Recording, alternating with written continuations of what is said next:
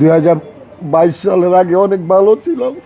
ঘুমে ঘুমে আমাকে আমার গোপন অঙ্গ কেটে সে পালাইছে। লাল কি জানি মিক্স করছে, আর আগে চড়ে কি মিক্স করে নিয়ে আসছে আমি দেখি নাই। আমি কিন্তু অনেক ভালো ভালো অভিনয় নিয়ে আমি স্বপ্ন দেখছি।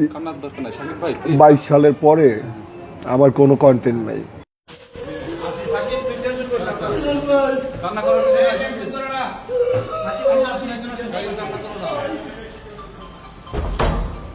কালকেও 2-3টা চট থাপ্পড় মারছে, এই যে ঘাড়ের এখানে দাগ আছে।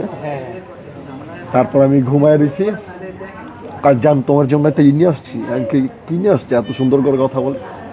ওই যে আগে খাইতা না 300 টাকা করে, 75 টাকা করে কিন্তু একটা বিয়ারের মতো ইয়ে আছে, ওই যে ইসে বেচে।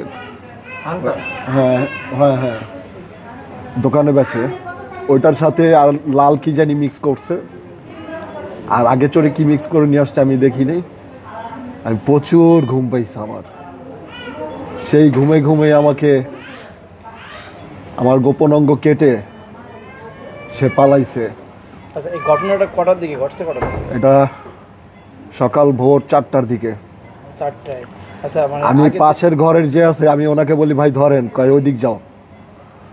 আমি ভাই আমার একটু ধরেন, রিক্সা ওটা দেন, আমি এগুলোর মধ্যে নেই। সে সবই জানে। এগুলো কি পরিকল্পিত আগে? জি জি। ইমন খান আসছিল, ইমনের ভয়তে ওরা কথা কয় না। খান মাসুদ ওনাকে অনেক প্রতাপশালী। এই খান মাসুদের ভাতিজা ইমন খান, ও আইসা আর শাওন গাজী, এই 3 জনে মিললে আমাকে মেরে ফেলার প্ল্যানিং করছে ভাই। ইমন আর হচ্ছে শাওন আর শিখা। আমি ভাই কোনো রকম জানে বাইচে আসছি। আমার গোপন অঙ্গ কেটে ওর সাথে করে নিয়ে গেছে। আচ্ছা, যাই হোক, এখন আপনি কি বিচার চান? আমার জন্য সবাই দোয়া করবেন। আমি 2022 সালের আগে অনেক ভালো ছিলাম। আমি কিন্তু অনেক ভালো ভালো অভিনয় নিয়ে আমি স্বপ্ন দেখছি।